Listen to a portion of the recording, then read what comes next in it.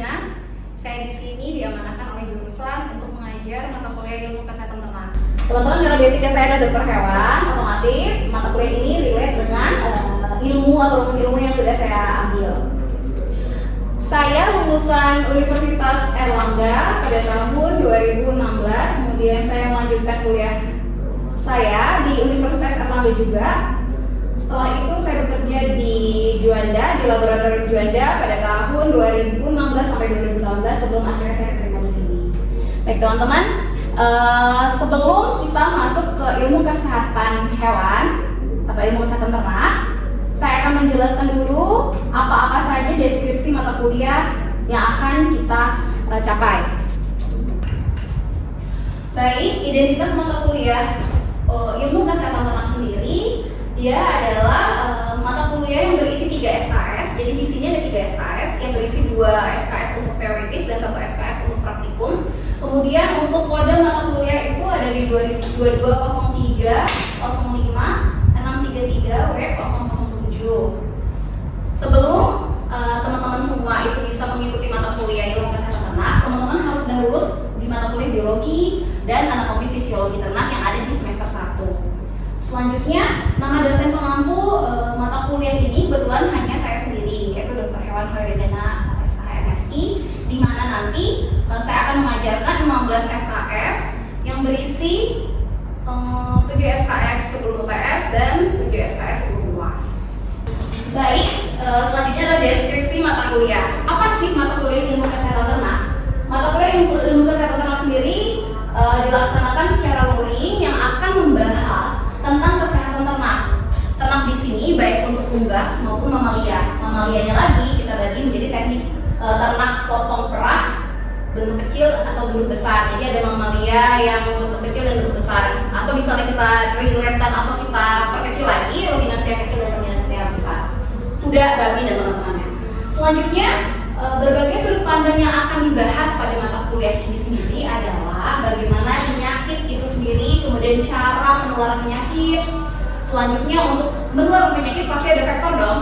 Bagaimana faktor penyebab penyakit, gejala klinis penyakit, dan pengendalian penyakit.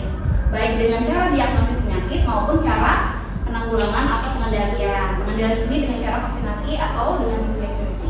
Selanjutnya adalah teknik pembelajaran.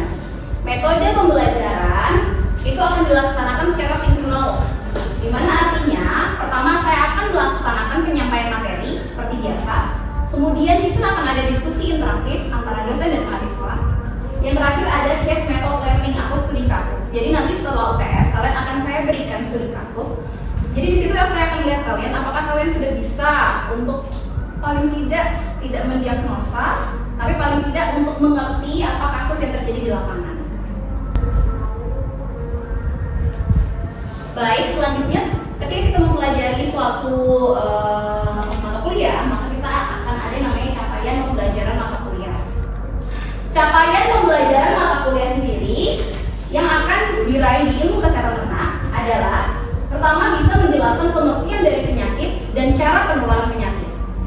Selanjutnya adalah kita bisa melakukan pencarian faktor penyebab penyakit. Jadi faktor penyebab penyakit kan tentu seperti ada yang berasal dari arthropoda, ada juga yang berasal dari parasit darah dan teman-temannya. Selanjutnya kita akan menguraikan beberapa cara penularan penyakit dan upaya apa saja untuk pencegahan penyakit sehingga penyakit itu tidak datang di kemudian hari. Next, CPMK yang akan diraih adalah membedakan cara pengendalian dan pencegahan penyakit. Selanjutnya adalah menjelaskan tentang macam penyakit non-infeksius pada unggas dan juga pada ruminansia kecil dan ruminansia besar. Selanjutnya, setelah ada penyakit infeksius, kita juga akan mahasiswa diharapkan bisa menjelaskan tentang penyakit metabolik pada unggas maupun pada ruminansia. Baik teman-teman, kriteria penilaian yang akan kita sepakati atau akan ada di mata kuliah ini itu terdiri dari praktikum, 3 SKS, satu terdiri dari praktikum, kemudian ada kuis, UTS, afektif dan UAS. Di mana praktikum sendiri nilainya akan diambil dari keaktifan pada saat praktikum, kehadiran pada saat praktikum, ujian praktikum, dan tugas praktikum.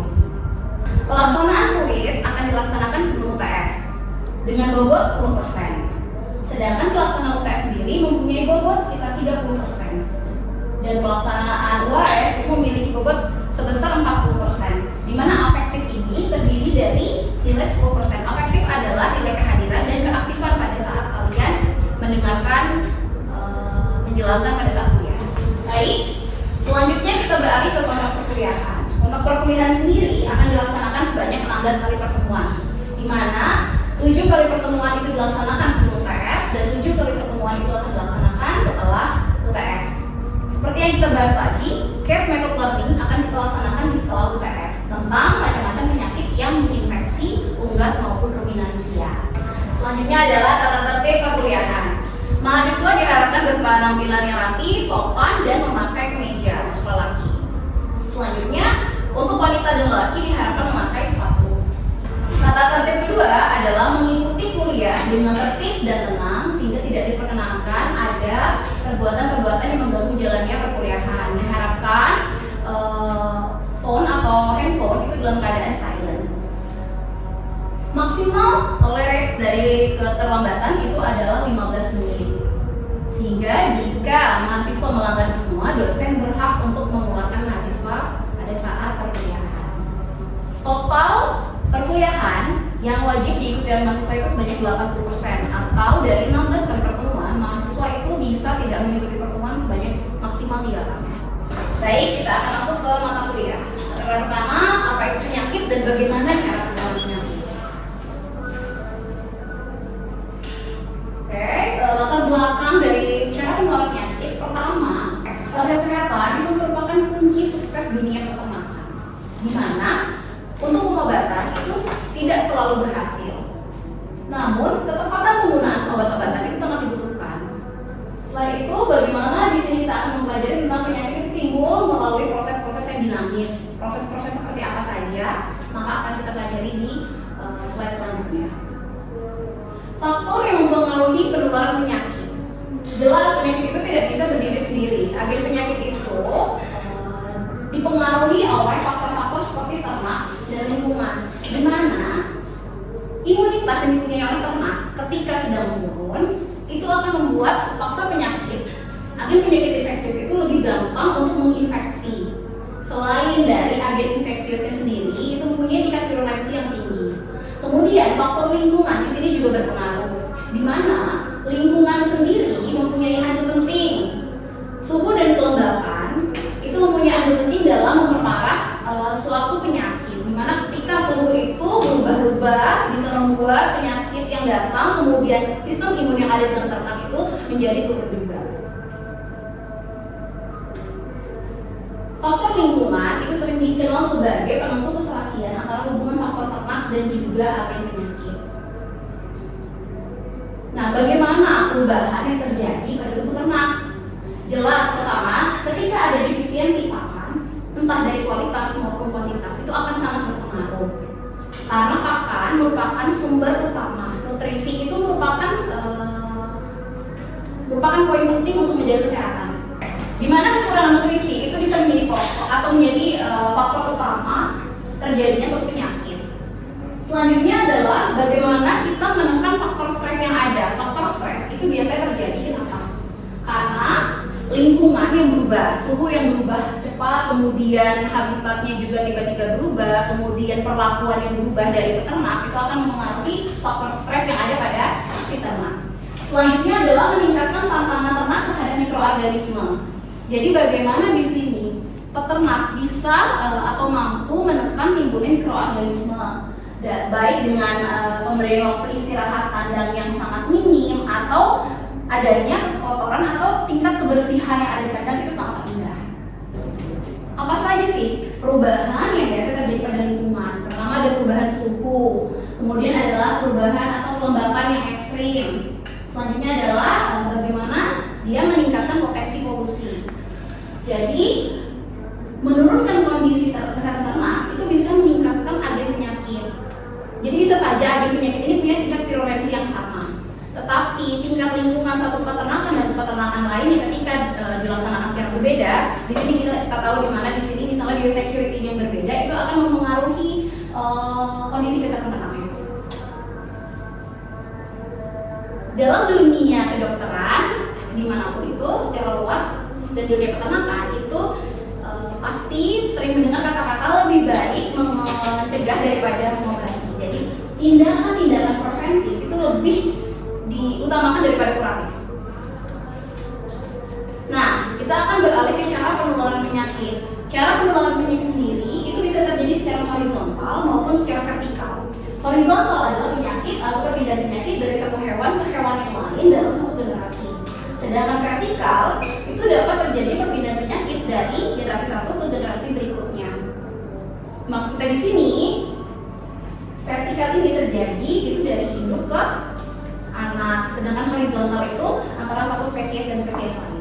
Baik, selanjutnya adalah cara penularan penyakit. Penyakit itu bisa ditularkan secara langsung maupun tidak langsung. Secara langsung itu langsung ke hewan yang terinfeksi dengan hewan-hewan di sekitarnya. Tapi kalau secara tidak langsung itu bisa lewat anak kandang, peralatan, tanah, dan teman-temannya.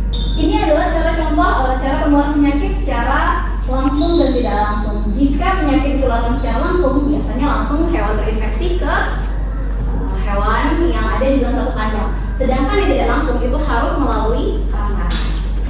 Materi selanjutnya kita akan membahas tentang interaksi antara 3 faktor.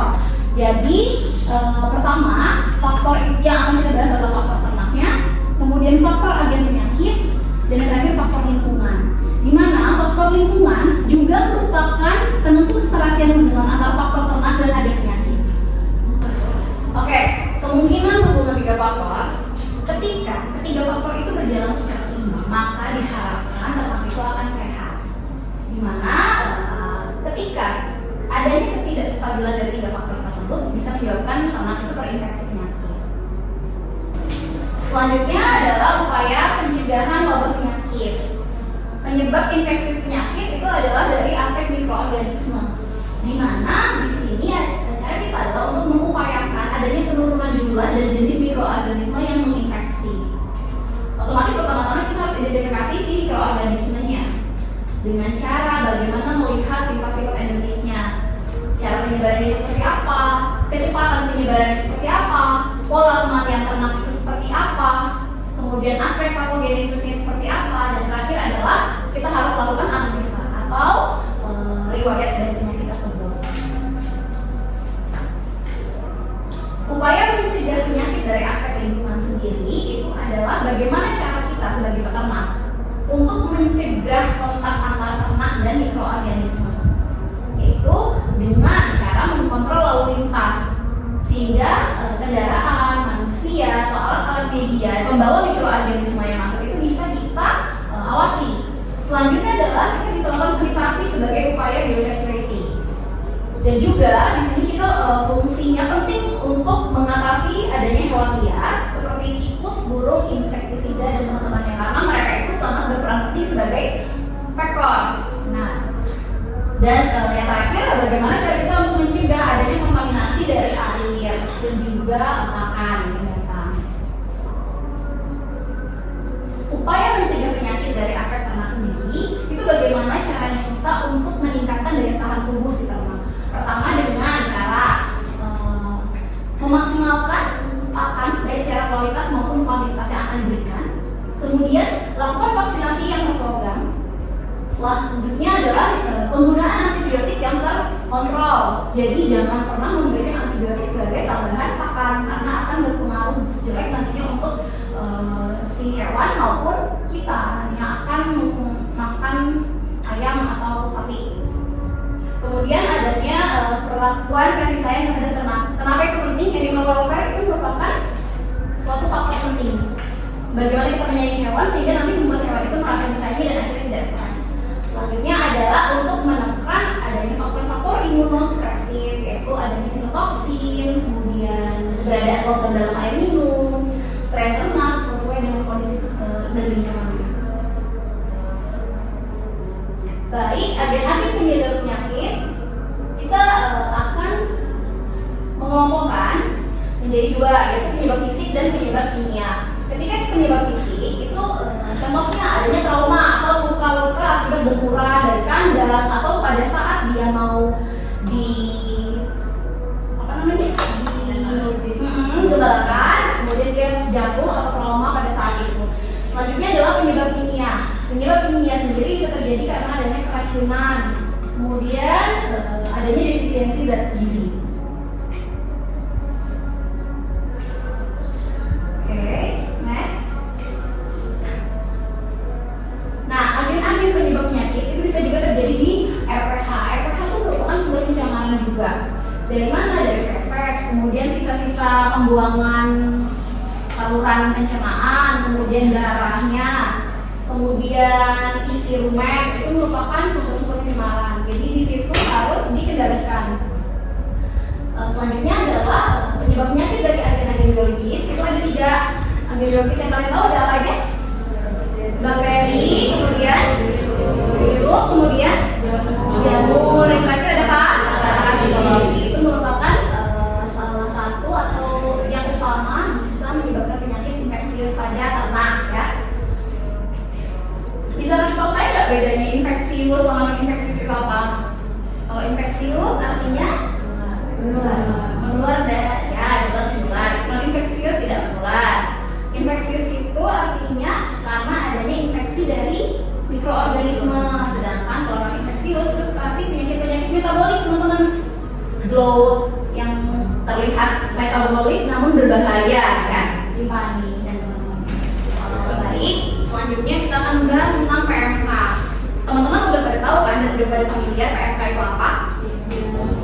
PMK ini adalah penyakit yang belakangan ini menjadi trending di Indonesia. Karena seperti kita tahu, PMK itu adalah penyakit yang dulunya pernah menginfeksi di Indonesia, namun sudah lama sekali, beribu tahun tidak pernah menginfeksi, tetapi tiba-tiba datang kembali. Kita harus tahu dong, otomatis apa sih PMK itu, definisinya seperti apa, etiologinya kayak gimana, kemudian dia menyerang hewan apa saja. Teman-teman sudah pada tahu dia menyerang hewan apa saja? Kuku belah. Nah, dia menyerang hewan berkuku belah. Etiologinya, PMK ini berasal dari ssRNA virus. Jadi dia merupakan virus yang sifatnya tidak berkapsul.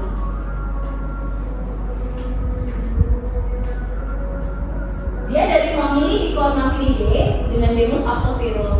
PMK sendiri punya 7 serologi virus. Jadi dia punya tipe A, tipe O, tipe C, dan SAP1, SAP2, SAP3 dan juga ASIA1. Di Indonesia tahu nggak termasuk tipe yang mana teman-teman?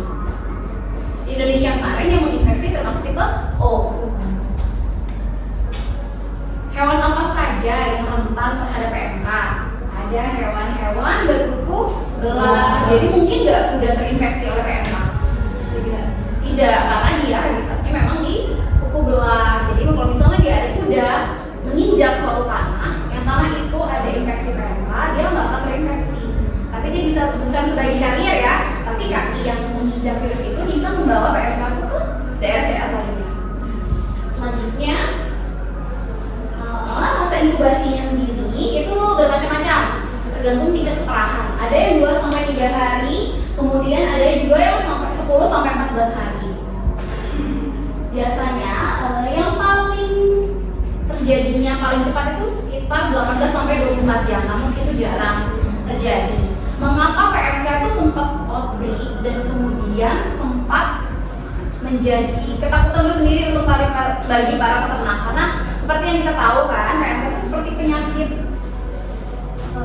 virus seperti pada umumnya. Jadi ketika sudah diobati, diberikan vaksin, diberikan pengobatan, itu harusnya sembuh. Kenapa? Menurut teman-teman, hal ini bisa terjadi, ketakutan pada peternak bisa lebih baik. Tahu nggak? Bisa kasih share ke saya nggak? Nggak bisa nih, mungkin dua bang. Lupa ya, langsung dulu semua. Oke, kalau nanti kita potong aja itu nanti next ya. Next aja. Gejala klinis yang ada yang muncul untuk hewan yang terinfeksi PMK jelas dia ada fever, adanya lesi-lesi, melampai. Gejala klinis yang nampak itu jelas ada lesi-lesi pada mulut dan pada kuku. Kemudian jika parah dia sampai muka, kuku itu sampai bagian terancak naik ke atas, itu jika misalnya kepala sudah terjadi. Selanjutnya ada kelebihan dari saliva. Jadi salivanya berlebih. Kenapa? Karena salivanya berlebih. Ada luka dalam mulut sehingga saliva Dan jangan lupa bahwa predileksi atau habitat PMK itu juga ada di air liurnya. Selanjutnya transmisinya penularan dia itu secara apa? Penularannya secara udara, aerosol, kemudian bisa secara kontak langsung maupun tidak langsung. Ya, kemudian secara imersi bisa juga dikeluarkan secara IB dan bisa juga dari alat-alat atau kendaraan. Diagnosis untuk penegakan kasus PMK sendiri itu bisa dengan cara tes dengan menggunakan serum, kemudian bisa menggunakan CFR complement fixation test, dan selanjutnya bisa pakai ELISA. Ya, jadi untuk PMK sendiri itu kasusnya sempat sekali menegangkan di Indonesia ya, sempat para membuat ketakutan yang sangat berlebih untuk para peternak. Tapi misalnya kita lihat kembali dari epidemiologi dan teman-temannya, seharusnya tidak usah begitu takut karena penyakitnya seperti, kalau kata orang, seperti flu biasa. Bagaimana cara pengujian FMD atau food multisys atau PMK sendiri itu dengan cara kita mengisolasi jaringan bisa di darah atau dari saliva. Itu kita isolasi virusnya lebih dari 7 hari, kemudian kita gunakan pemeriksaan real time PCR yang pastinya lebih akurat, dan juga bisa kita laksanakan dengan pemeriksaan untuk melihat adanya antigen di ELISA dan juga di pemeriksaan aglutinin. Ini adalah penyebaran penyakit PMK di seluruh dunia, di mana bagian-bagian pada tahun 1999 itu masih banyak sekali negara-negara yang dinyatakan bebas PMK. Namun pada tahun berjalannya waktu sudah banyak negara-negara bebas yang termasuk negara-negara yang terjangkit penyakit virus penyakit mulut dan kuku.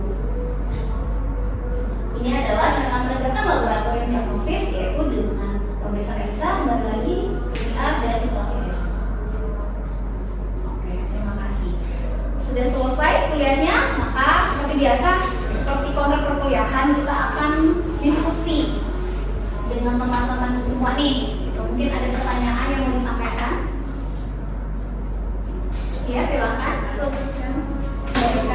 Saya mau bertanya untuk khususnya PMK ini.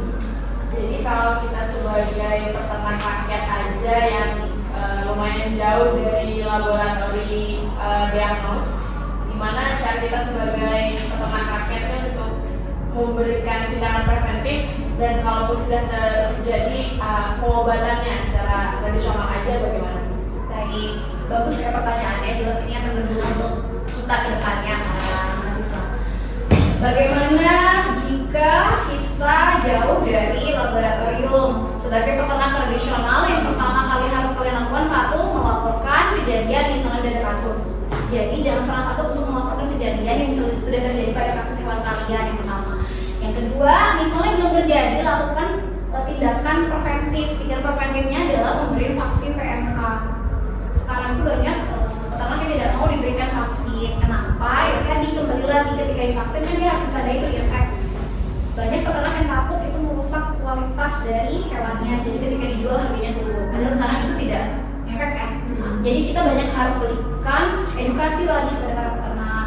Selanjutnya juga misalnya pengobatan secara dini itu bisa gunakan salisic acid atau yang lebih cepat itu menggunakan formalin. Mungkin formalin banyak dijual bebas, tapi jangan pernah gunakan formalin untuk bagian mulut, hanya gunakan untuk bagian kaki. Itu memang lebih cepat. Kemudian kasih juga banyak ya obat-obat yang dijual bebas untuk pembersihan apa sih? Bukan. Sariawan. Nah, obat-obat semprot sariawan itu boleh disemprotkan. Kemudian tambahkan juga jamu-jamu herbal untuk meningkatkan imun. Pada dasarnya kan virus itu terjadi karena virulensi virus yang tinggi dan sistem imun tubuh yang rendah. Jadi tingkatkan lagi sistem imunnya. Oke, ada lagi? Ya, baik, silakan Salwa. Saya bertanya Bu, kalau misalkan nih udah ada ternak yang terjangkit PMK ini, nah terus dia udah sembuh. Kalau misalkan ternak yang disembelih terus dagingnya dipasarkan, apakah aman daging itu konsumsi Bu? Oke, apakah aman mengkonsumsi daging yang sudah sembuh dari infeksi PMK? Jelas aman, karena seperti yang harus kita tahu kembali, PMK kan sifatnya tidak zoonosis ya teman-teman. Jadi dia tidak tidak bisa menularkan dari hewan ke manusia. Namun dilihat lagi bentuk fisik dari si daging. Tapi berdasarkan teoritis dan lapangan itu tidak akan merubah bentuk fisik atau karakteristik dari si daging. Jadi aman sekali untuk diedarkan di pasar tradisional maupun pasar modern atau pada konsumen. Baik, ada lagi? Ya, ada lagi. Silakan. Baik, silakan. Ibu izin bertanya. Tadi Ibu menyatakan bahwa dulu memang PMK merupakan suatu penyakit yang terjadi banyak, tapi lalu berhenti kemudian muncul lagi. Itu tuh sumbernya dari mana, Bu? Di pertama kali tiba-tiba muncul Ke Indonesia. Ya. Kalau kita bicara sejarah kan memang dulu dia ada, kemudian kita sudah bisa membahas nih, kemudian muncul kembali.